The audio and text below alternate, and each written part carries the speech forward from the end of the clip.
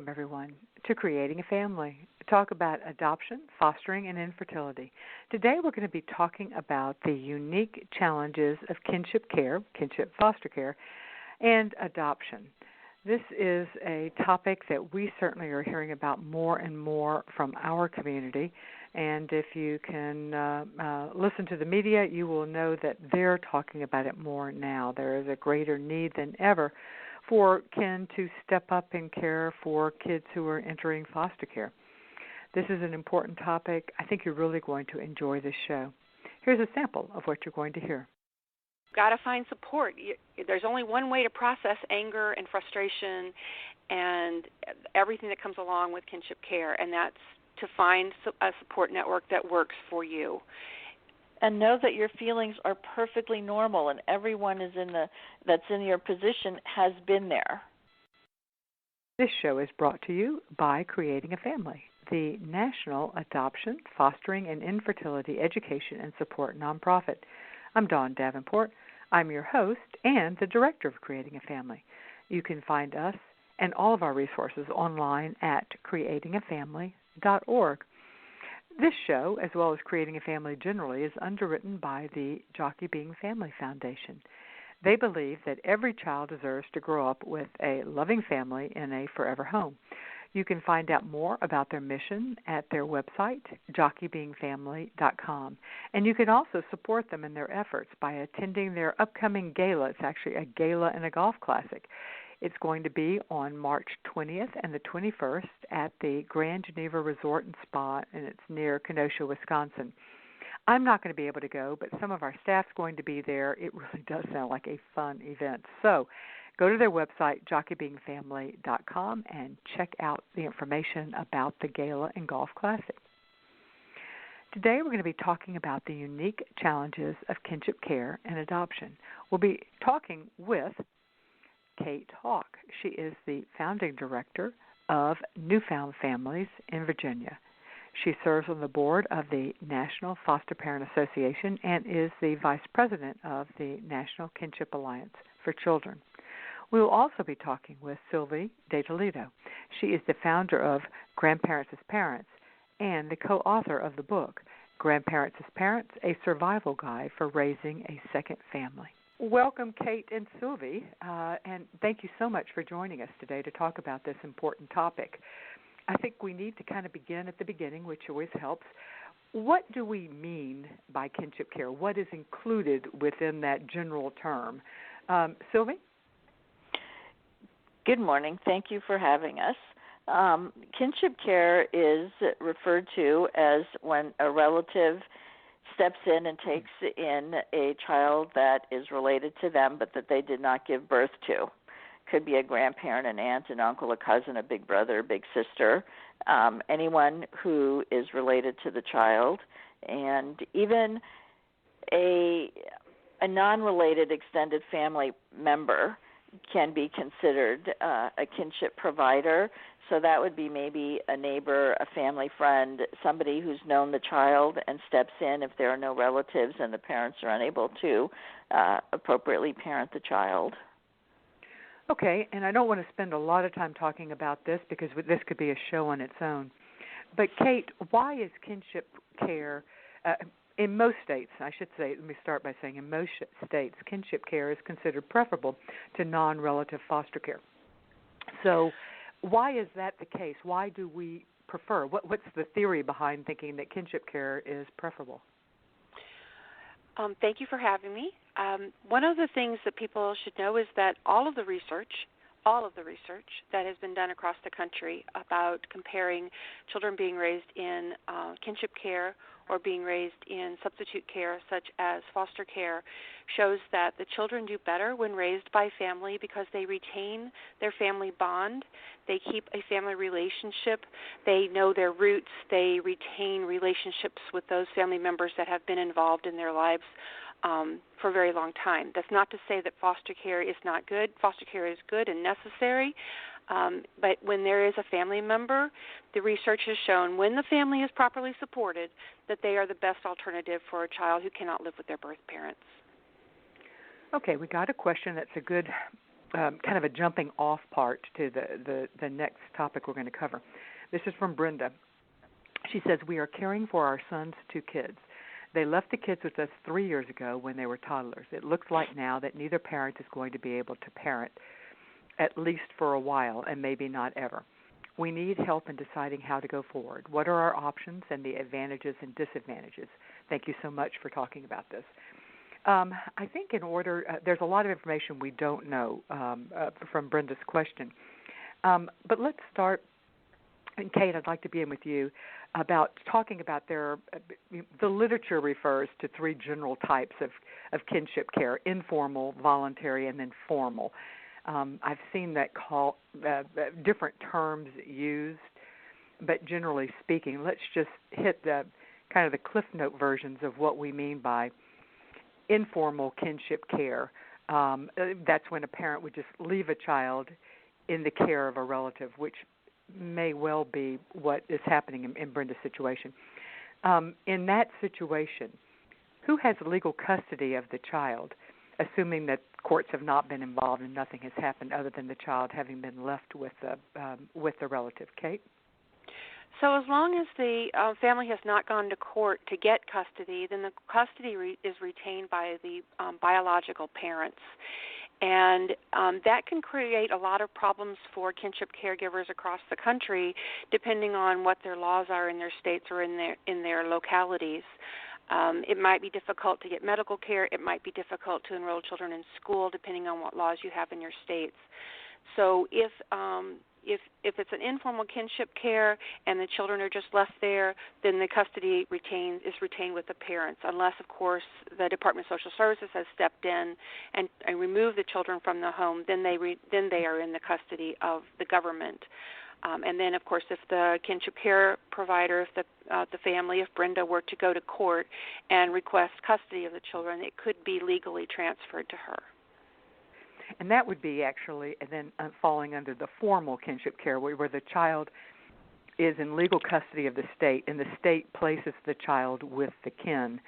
And in that case, the legal, medical, and educational decisions for the child are made by the state, because the state is the one who has custody. Am I getting that correctly? Well, that is true if the state actually comes and removes the children from the birth parents. If the parents simply drop the children off at the home of a relative, that birth parent has the custody, and then the kinship caregiver would go to court to request custody be moved from the birth parents to the kinship caregiver, in which case the state never gets involved, and the court just makes a decision which family is going to have the custody. The only time the state ends up or the county ends up with custody is if the children are removed by the government, and then the government takes the custody. Right. In California, we refer to informal as families who have probate guardianship through family court, and formal families who have come through dependency court, Department of Public Social Services. And then there's kind of this hybrid that's in there where in some states call it voluntary kinship care, and that's when the state has never taken custody of the children, but the state has been involved, state being the child welfare agency, has been involved in the decision for the child to be placed with the kin, perhaps for the parents going to rehab or something, and rather than the state taking custody, they just were involved in the decision-making process that the child would move to a grandparent or some other relative. Right. Go ahead. There is an important caveat there that you might want to make sure that your listeners know about, if I may. Sure, please. Okay. One of the things that people need to know is if that happens, everyone needs to know that there is actually a federal law that it is responsibility of government when they go to remove a child from the birth parents. They are responsible for finding a relative. That's their first responsibility, to find a relative, to place that child with that relative, and prevent foster care placement. Yeah, it's a good point. And the other thing that's, I think, important for people listening to know is that this all varies by state. and especially not the emphasis is supposed to be across the board, as you point out, it's federal law. But what the different states call and how hard they try, all of that differs by states. So keep that in mind as we move forward. Absolutely. One of the distinctions that is important and might be helpful for Brenda to be thinking about in deciding how to move forward is the aid, financial or other aid that is available for different types of kinship care providers. Sylvie, what is the main distinctions that for somebody like Brenda who's trying to decide what to do, how to move forward? It sounds like that she's an informal kinship care. The children were just right. dropped In off. Brenda's situation, she would need to go to probate court to get legal guardianship of the children, and what she would be then eligible, or the children would be eligible for, and they are eligible now even without legal guardianship. If they've been in her home, she can request assistance from Department of Public Social Services in California. It's called CalFresh, and it's the welfare, and get Medi-Cal for the children. Now, if it would be hard-pressed for her to go to Department of Child Welfare because the kids are not being abused or neglected, and they've been with their grandparents for quite some time. And so Department of Children and Family Services only gets involved if there's suspicion of abuse or neglect, and that would be against the grandparents because they've been with the grandparents. So they would not get involved at this point. She could not go and say, my grandchildren have been with me for 3 years and I'd like to make this permanent through child welfare. She would have to go through probate court. And you raise a really interesting point that I want to circle back to. But before we do that, the different types of aid that might be available would be the Child Health Insurance Program, CHIPS. Possibly, I don't know Brenda's income level, but what used to be referred to as food stamps, it now goes by SNAP, Supplemental Nutrition Assistance Program, might be available. The temporary assistance to needy families. Right. Again, depending on whether or not she qualified. But now they're eligible for that regardless of their income. But that does depend on the state. That does depend on the state. Kate. That does depend on the state. I did the research on this across the country, and Sylvie, you have a fabulous state in terms of kinship care. You guys have been doing such great work. But there are some states that, and Virginia is one of those, that if the grandparents don't have legal custody, then the children are not eligible for anything. Basically, they have to have legal custody in order to get those programs you just spoke of. And the only way that they can get the SNAP program is if the grandparents or the relative actually has low income and qualifies. And the other piece of that to keep in mind for almost every state is that if you go forward for the temporary assistance for needy families because you have legal custody, or if in the fabulous state of California you don't have to have custody, I just love that, then there is another federal program called the Child Support Enforcement Program. And Child Enforcement Program will then come and try to collect child support from the relative to pay back the TANF that the state is giving the grandparents. And that's always been a very big deal for grandparents and relatives to understand, because sometimes they don't want to do it because they don't want to create that wrinkle. Let me repeat what you said to make sure I'm understanding. So if Brenda wanted to, the TANF, Temporary Assistance to Needy Families, is available to the children in most states if the grandparents have legal custody, and in some states perhaps in California and perhaps other states not. But if the grandparents receive money through TANF, Temporary Assistance to Needy Families, which they would be eligible for if they have legal custody, then the state has the right to go back to the parents, the birth parents, so that we're just to make things clear, back to the children's parents and try to collect child support from them to pay back the TANF program. Did I understand you correctly, Cate? That is correct. And the only way that child support does not have to do that is if there is a domestic violence situation in which the grandparents can prove that the child will be harmed or there could be a risk to the family or the child should that birth parent find out where the child is.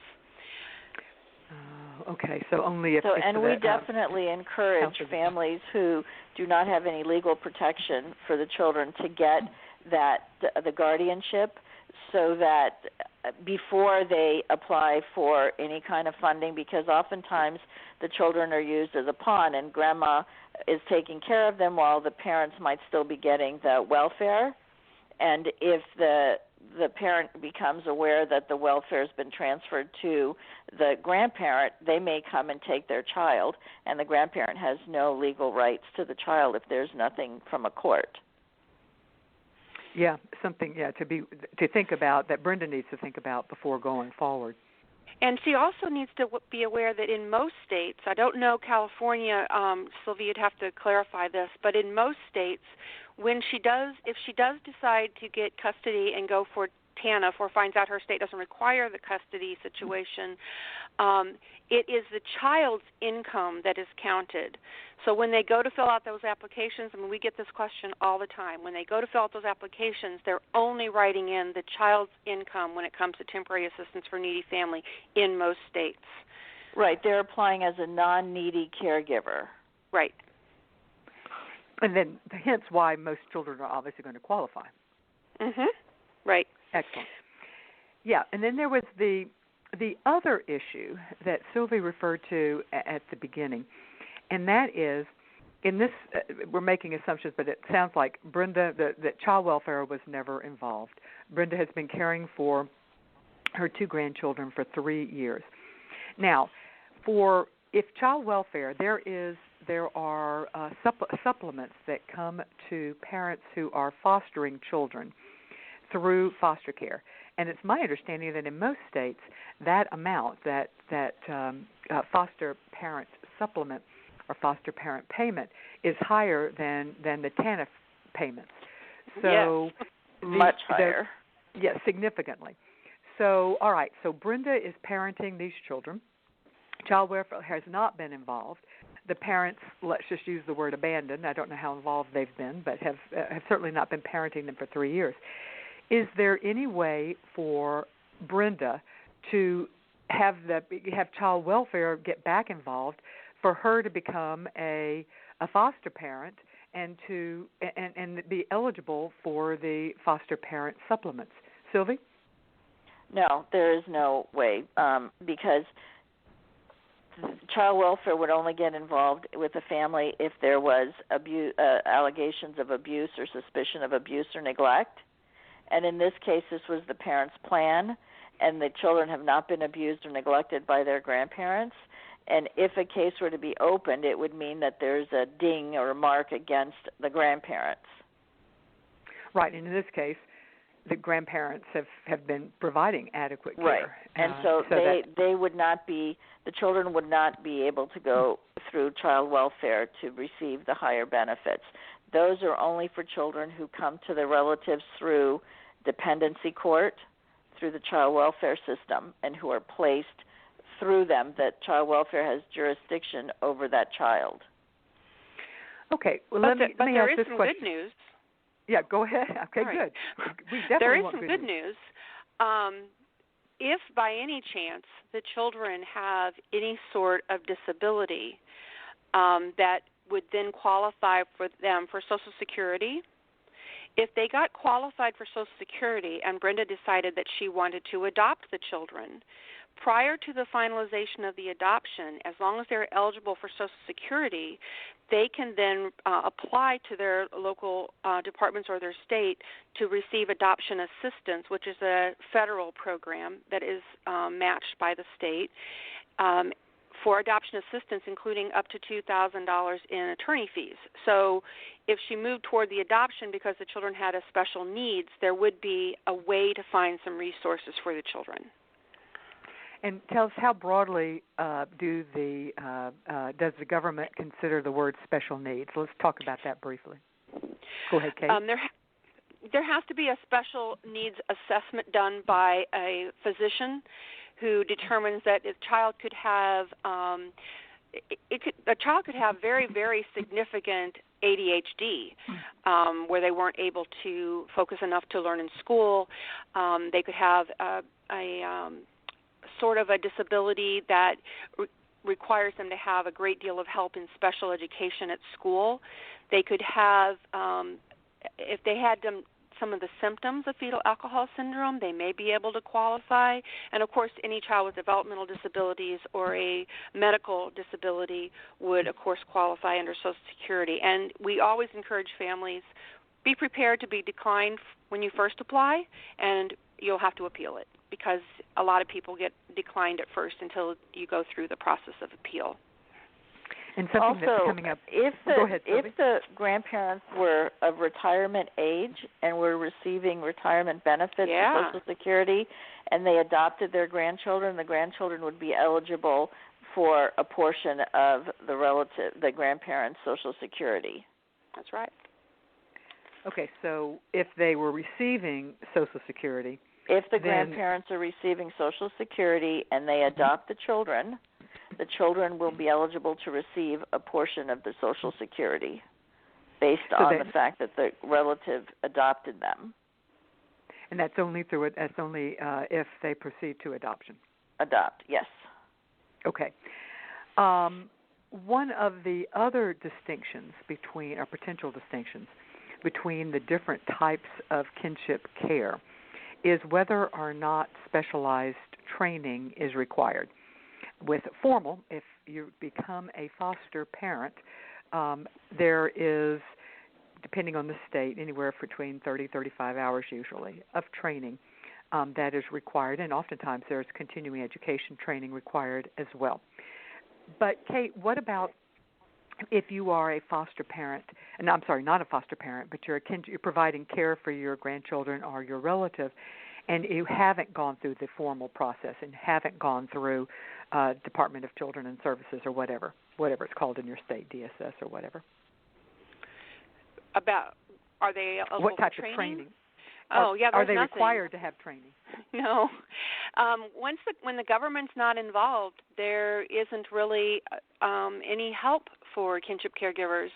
That's why we look so forward to so many kinship caregivers who are willing to go toward the adoption, because we believe if they learn more about what's available through the benefits of Social Security, they might actually be able to get more help for the kids. But, yeah, there's no training. We can tell people that you could go to your local Department of Social Services or Child Welfare Agency and ask to be included in some of their training, and sometimes through their prevention funds, they're able to allow kinship caregivers to attend foster care training to learn more. But there's nothing required. Okay. So if you are a relative, and this doesn't involve the question we received for Brenda, but if we could go back 3 years, or if you're somebody else whose child you're in the position, it could be your child or a relative, you're in the position of being asked to care for your relative's child or your grandchild, and you suspect that this is going to be for the long term. Let's talk, and Cate, I'm going to direct this to you, and then I'd also like for Sylvie to come in second. Should you? How do you get child welfare to be involved at that point? Should you? Do you really need the state? Do you want the state in your business? Should you? What's the advantage other than monetary, which is a significant one, I should add? So, if it were 3 years down the road for Brenda, no, 3 years before. 3 years before. Previously, yeah. Many kinship caregivers want nothing to do with the government being in their business. They would rather, go to food pantries, rely on their faith-based communities, rely on their community and their other family members to assist. The issue for many of them is that there's a fear there that the social workers might come in and remove children. That's one of the things that we tell people as a reason why not to go toward the foster care angle, is that if you went toward foster care, if she had said to the relative, look, I can't take them, you're going to have to take them to social services, and then I will try to get them through foster care. The downside of a child being in foster care for a relative is that the state or the locality has complete responsibility and decision-making on the placement. So if the state or the county was not satisfied or was worried about the children having contact with the birth parents, they can come in for any reason at any time and remove those children and put them somewhere else. And that is a big issue. I think Sylvie would agree, a big issue. Absolutely. For it's a relatives. Big threat. Right. Mm-hmm. And why they don't move toward foster care is because of that fear. Now, in some states, they're starting to create protections for that.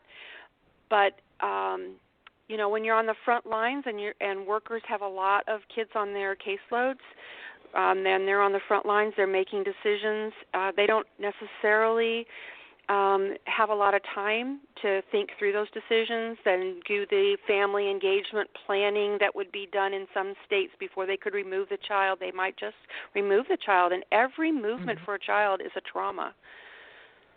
Well, and also, and let's at say this that point, Brenda's grandparents don't want to lose the child. Go ahead, right, Sylvia. and let's say that Brenda's daughter or son came and said, we can't take care of the children now. Can you take care of them? And Brenda said, no, I'd rather that they go to foster care, and then I'll try to get them, like you mentioned earlier.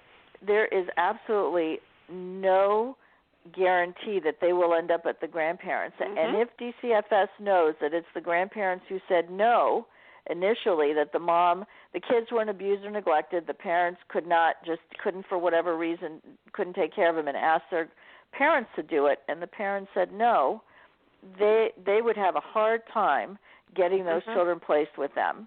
That's because right. it would come up that they had originally said no, they couldn't take them. Right. But even if they were able to say, we want the support, we think these children are going to need specialized therapy or educational help, and we know that there is money available, and we want, for the children's sake, for them to be eligible for this money. You're saying that even if that is their reason, they would be hard-pressed to guarantee that the children would end up. It would really, it would depend on the social workers that are assigned to the family. It would depend on the attorneys that are assigned to the children. It would depend on the judge. Yeah, and so you have no, and all of those are a lot of It's a big risk to take. Risk, yeah. Okay. All right, so there are a lot of things to think through in this situation about what what your best bet is when first asked, and in Brenda's case, 3 years later. Now I want to shift to talking about some of the unique issues that kinship care providers face. And one of the first ones that I want to talk about is such a real one. Well, all of them are real, but this one just really, it really gets at the heart of the matter, and this is an unexpected change in your life circumstances that you didn't ask for. And what we will hear from people are things like this: I didn't choose this, or I can't help but feel like my life is being disrupted or taken over, or I'm doing this child or his family a favor. And, those are real, this total unexpected change in what you thought your life was going to be and what it is now becoming results in a feeling of loss and, quite frankly, often ambivalence. But I see it as so very often unvoiced because there's a feeling, that this is not acceptable to say. Sylvie, how often do you see this as a issue facing kinship providers? Well, I think that especially if you're a grandparent, an older, a senior, and you had really anticipated a different kind of retirement where you had maybe wanted to be a doting grandparent and not a parent after, having raised your own family. And so the feelings are perfectly normal and perfectly natural, and you feel like you're on a roller coaster, and one day you feel like great, you could do this, and it's, it's going to be, with family support, you're going to get through this.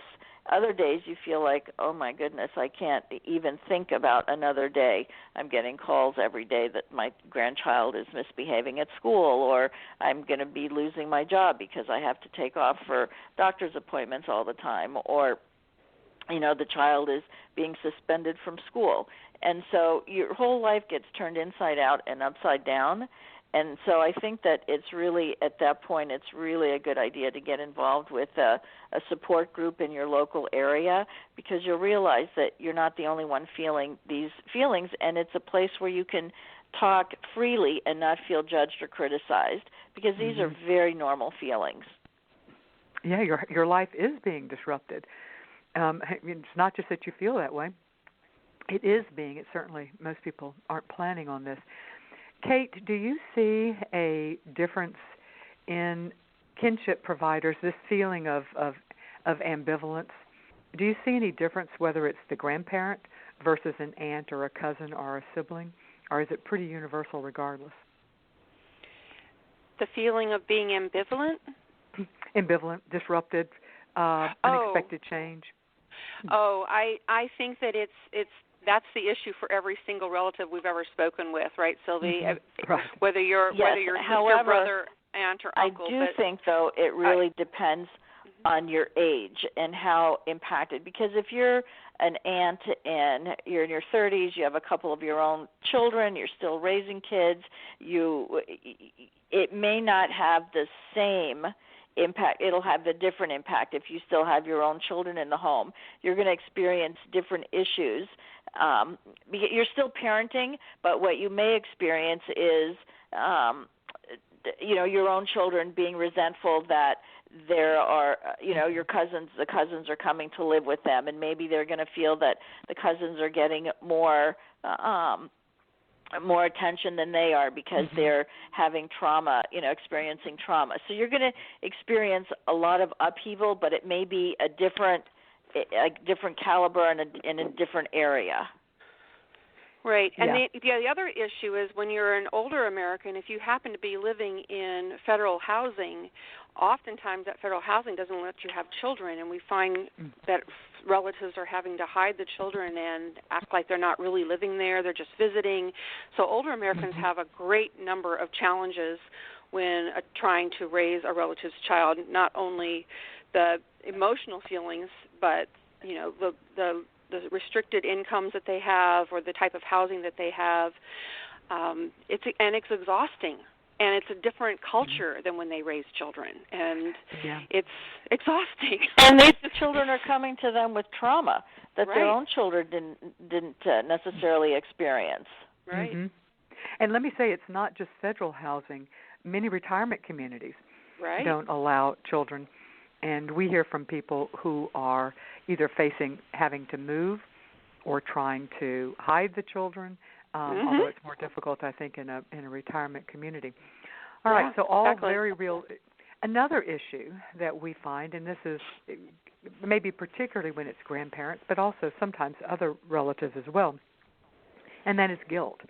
A guilt that they perceive that somehow it's their responsibility or failure in parenting their child that has resulted in their child not being an involved parent, or being an addict, or being in jail, or whatever the situation.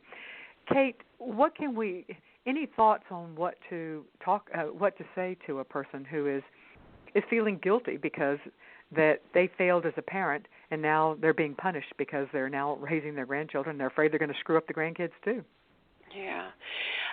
We try to get people to seek out peer support.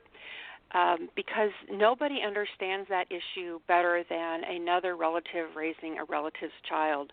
That it is not your fault. This is what is happening is you've become a hero to a child. Think of yourself as a hero. Don't think of yourself as a failure. Search out for people in your faith community, in your community action agencies, cooperative extensions often will have support groups. We have a number of Facebook support groups for kinship caregivers where other relatives, if you start talking like that, they're going to come up and they're going to say, don't you talk like that. We are doing this for the children. We are good people doing a good thing. And you need that peer support to keep going, because you do feel like, you feel ashamed. It's like you don't want to tell people I'm raising my grandchildren, and then everybody in your community looks at you like, well, what did you do wrong as a parent? And I've had families tell me that. And no, do not let that happen to you. Get your support. And we just, try to encourage the caregivers to realize that their adult children made choices. And also, you're a different, as far as you are a different parent now. And even if you did make mistakes, we all make mistakes. And that's not to say that you're going to repeat the mistake. You're a different person now as well, and and are parenting in a different way, and will parent in a different way. And the support groups are vital. Creating a Family has a very active online support group with many kinship providers in there as well. And there are many others as well online. And if you're fortunate, you will be able to find an in-person one. Another unique challenge that kinship providers often face is how this affects the relationship with the child's parent. With if you were the grandparent, then it would be with your child. But if you're a kinship provider, a cousin, a sister, or whatever. This is from a question we received from Debbie. I am raising my grandson because my daughter is an addict and probably also has some mental health issues. It has been a real struggle financially because I had to cut way back on my hours because he has a lot of appointments and because child care is so expensive that it's cheaper for me to stay home than pay child care. I am considering trying to make this an official foster care arrangement so that I can get help from the state. And, in fact, we've already talked about it. That may not be possible, but nonetheless, her point is, but my daughter is furious that I'm doing this. She is threatening me and threatening to take her son away. I don't know what to do. The point, I think that the bigger point is that Debbie's daughter, who is her grandson's mother, who she is raising, is threatening her to take the son away, and the impact, it's affecting her relationship with her daughter. Any thoughts on that, Sylvie?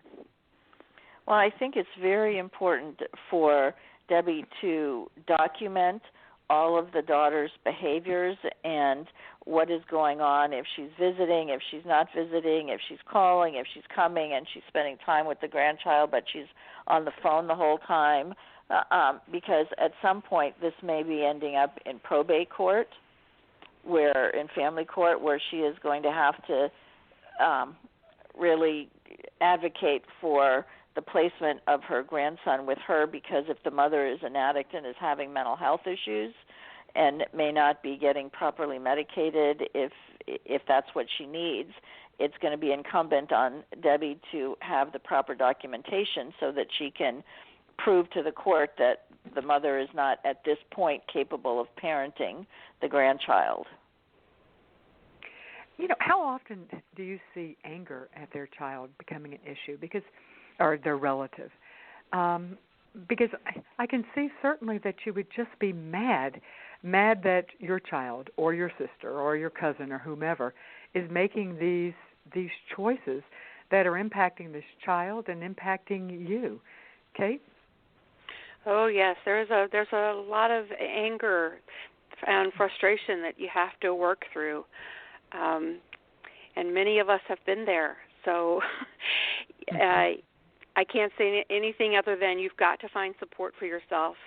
And, there are often times that we recommend families go to some of the anonymous programs for family members of addicts, for example, to try to get support from those people who probably are also having to raise someone's children, too. So you've got to find support. There's only one way to process anger and frustration and everything that comes along with kinship care, and that's to find a support network that works for you. And know that your feelings are perfectly normal, and everyone that's in your position has been there. Yeah, I think that's powerful. Let me read another question that was sent in. This is from Teresa. I am raising my niece. She's been with me for almost a year, and she just turned 7. We are having lots of problems. My sister and I are polar opposites, and when my niece acts like her, it pushes all my buttons from childhood. It also scares me because of how my sister turned out. I'm wondering if my niece would be better with someone without all this family baggage. This one broke my heart. There's so much to undig here with the idea of transference and projection and things like that. Sylvie, why don't you give make an attempt at first to talk to Teresa about the issue of seeing her sister in her niece and it interfering with her ability to be a good parent or to be parenting the way she chooses to parent. You know, my heart goes out to Teresa. Mine too. And I think that because she's articulate enough to verbalize that and to realize that it may be interfering or becoming a part of what her parenting, it would be important for her to get some therapy to help deal with her childhood and her past and her present, because she needs to learn that, she can break the cycle. She just needs to get some techniques and to work through the issues and possible trauma that she and maybe her sister have experienced, but that the biggest plus for Teresa is that she is acknowledging that it may be an issue, and absolutely this little girl is better off with family, especially, this is a positive thing that Teresa is acknowledging that there is an issue for her. Yeah, and so I think that she should really work through and not give up on the child, because this would be intensely traumatic for this little girl to lose her mother and then her aunt, and the trauma that she would go through, and it may not be even repairable at that point with all the losses of the rocks in her life. Cate, what are some? This is not an uncommon feeling of being angry at or angry at the child's parent, or fearing that the child is going to be turning out like their parents. But so, what are some things that if we are the caretaker for this child, what are some things that we need to make certain that we do to allow this child to have some positive things about their parent, particularly when you feel some positive things about their parent, especially if you're struggling to find anything positive about their parent at that point. Right. Well, I think one of the things that is really important to get started is that there is and I would say this to her, there is an instrument called the Adverse Child Experiences Assessment Tool. And I would guess that she probably would score in middle range to high range in terms of what she experienced in terms of childhood trauma. And that has to be dealt with. Her own trauma related to working through with her sister, growing up in a condition in which all of her buttons were getting pushed.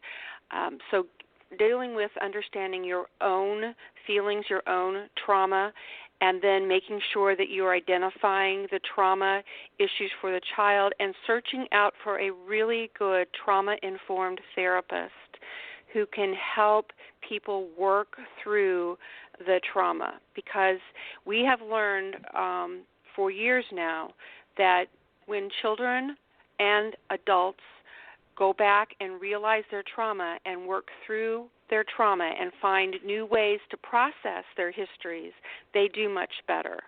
The other thing is that she has got to come to a position in which she is taking care of herself.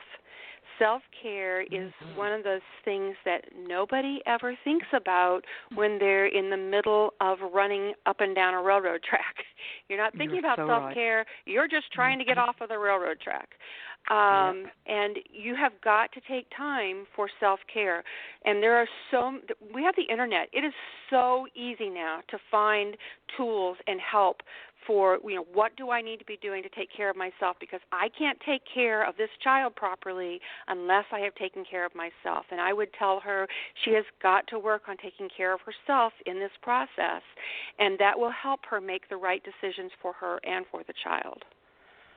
I'm giving you a standing ovation on both points. I am so thankful you raised our own, what we bring to the table as parents matters, and our own childhood, our own trauma.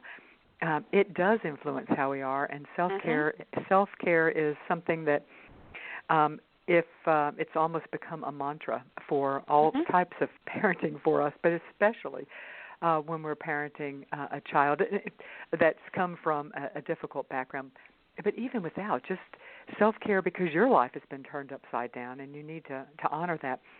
I also think sometimes it's helpful to think back to there's probably something that you like about their parents or have liked about their parent in the past. And it's important for kids to hear that because so often they don't hear anything positive. And I think that's important for us to share. And sometimes it may take a little digging, as in Teresa's case, to think about some positive characteristics or talents or just the funny stories or something about their parents, because kids need to hear good things about their parents. Right, and then they think of themselves as a reflection of their parents. So if you have nothing that you can think of good about that person, then they begin to feel there's nothing good about themselves. So exactly. I'm giving you a standing ovation because that's such an important point, is to be able to say, hey, she was a great artist. She, could draw a dragon like nobody could draw a dragon, or she had a voice like an angel, or whatever you can think of. She was very helpful to people. She took care of mom or something. But you're right, because if you don't help them see positives in their parents, they begin to feel that they have all of the attributes that you are experiencing with their parent. It becomes like the self-fulfilling prophecy, and if my parent is bad, then I'm going to be bad. Right, yeah, and there's no hope for me. And it's also empowering for them to know that, and you do have some of your mom's or your dad's talents and potentials, and you can make different choices. You have that ability as well. They weren't necessarily a bad person for the choices they made, and you have the ability to make different choices, so that's a power that you have. I think I'm getting ready to interrupt somebody. Was somebody getting ready to say something?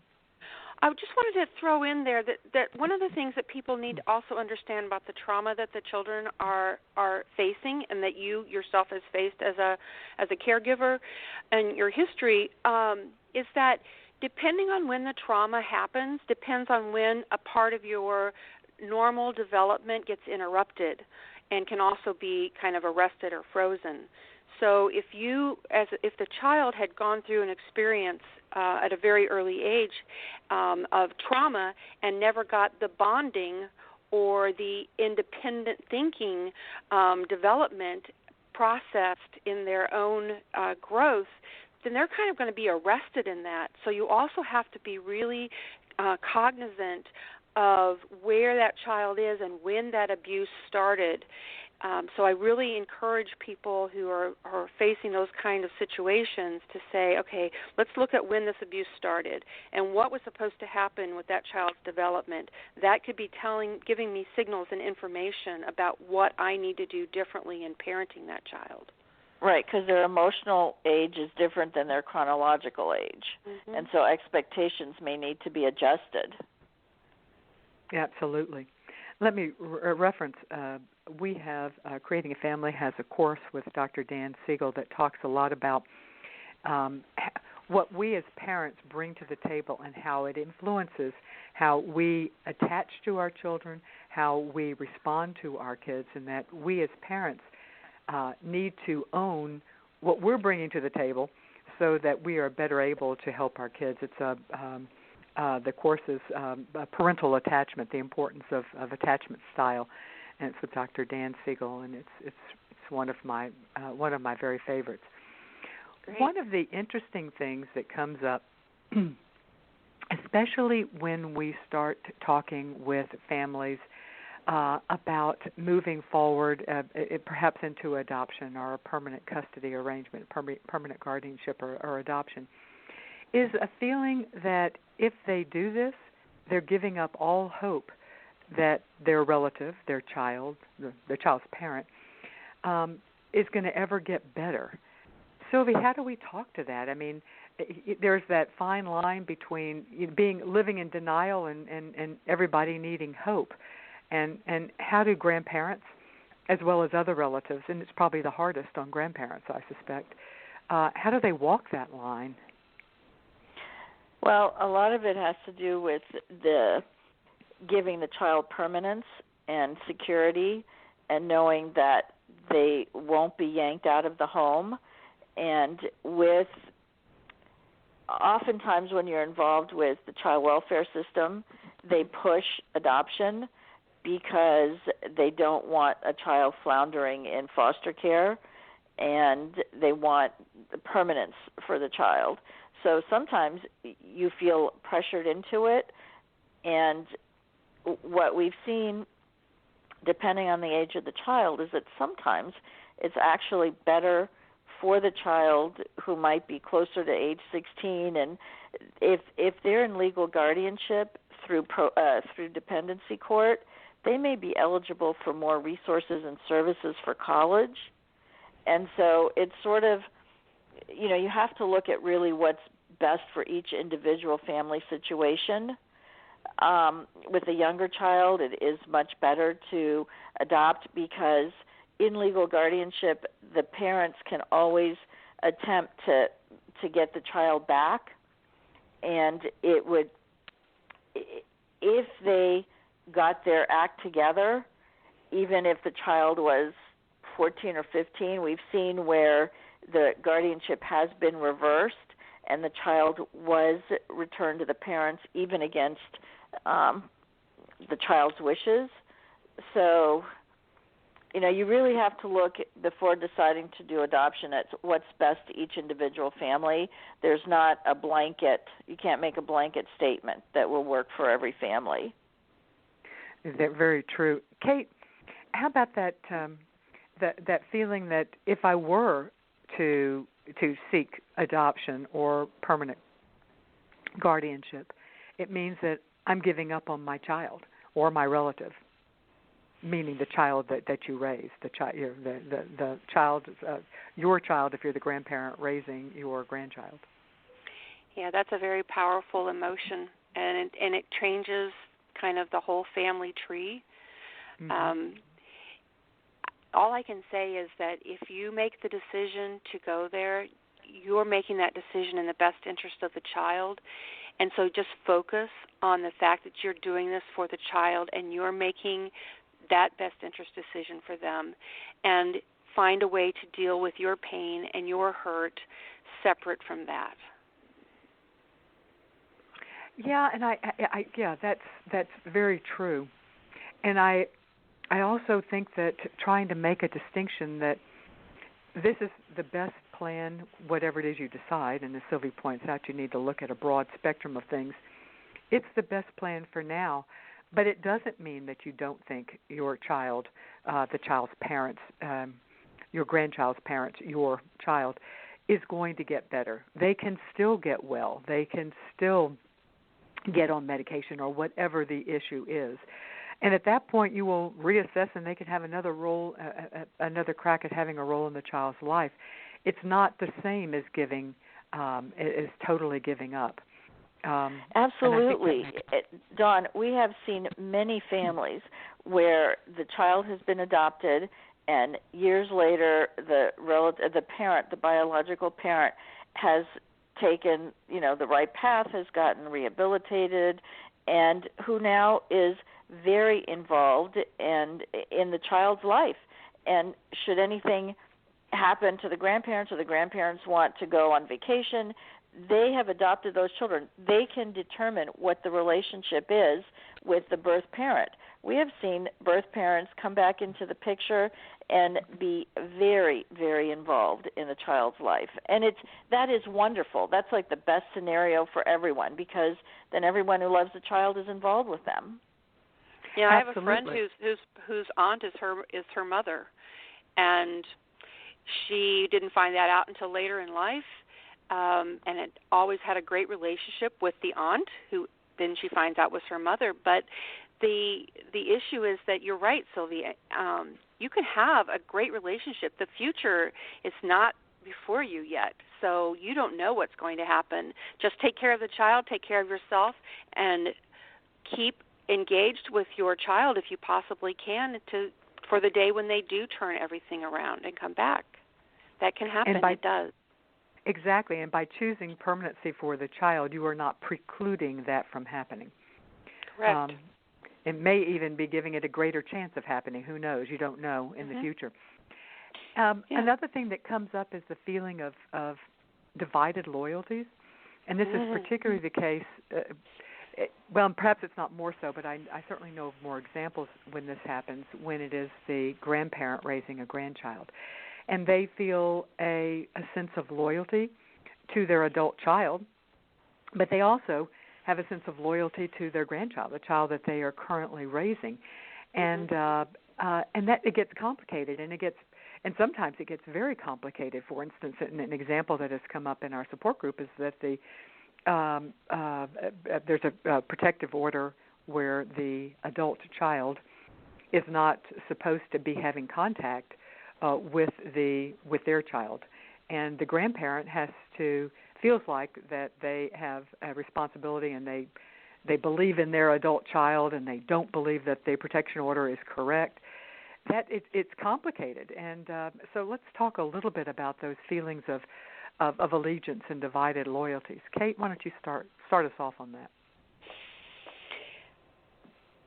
I think that the divided loyalty issue is a very real, and you have to recognize it, and you have to accept that you're going to have those feelings. You're going to have those feelings even more if you decide to go the foster care route, because you will have social workers who will be watching over you, making sure you don't have any contact with that child, and the child has no contact with their birth parents. Mm-hmm. But that divided loyalty about what's best for the child and what's best for the adult child is, I have to say, I always believe it's the minor child you have to side on the side of that child. You have to do what is best for that child, and try to reason and make decisions and have conversations with the birth parent. But always, in my opinion, you have to always honor what is best for the young child. I agree, Cate. And we have seen where a child has been removed from the home because the grandparent did not abide by the court order regarding visitation or lack of. And so it is imperative that the relative abide by the court order for the protection of the child, even if they're not in agreement. Yeah. And it's very sad because it really puts the grandparent in an adversarial position with their adult child. But unfortunately, like Cate said, you have no choice. If you are going to be responsible for that child, you have to protect the child in the way that child welfare sees the situation. Yeah, and you may not have the ability to change that. It is what it's going to be. You can try to change it. But because if child welfare feels that you are more siding with the your adult child than the grandchild, that may be reason enough for them not to place the child in your home. Mm-hmm. And you also have to make sure that the guardian ad litem is also a big player in this. In most states, there is a guardian ad litem, and if the guardian ad litem is seeing that you have divided loyalties and that the guardian ad litem is not sure which side the child's going to come out on in that divided loyalty, they'll make recommendations to the court for the child to be moved, and that's what the court will do. So how do you deal with that? How do you deal with the fact that your adult child is going to be mad at you if you side with the minor child, your grandchild or their child?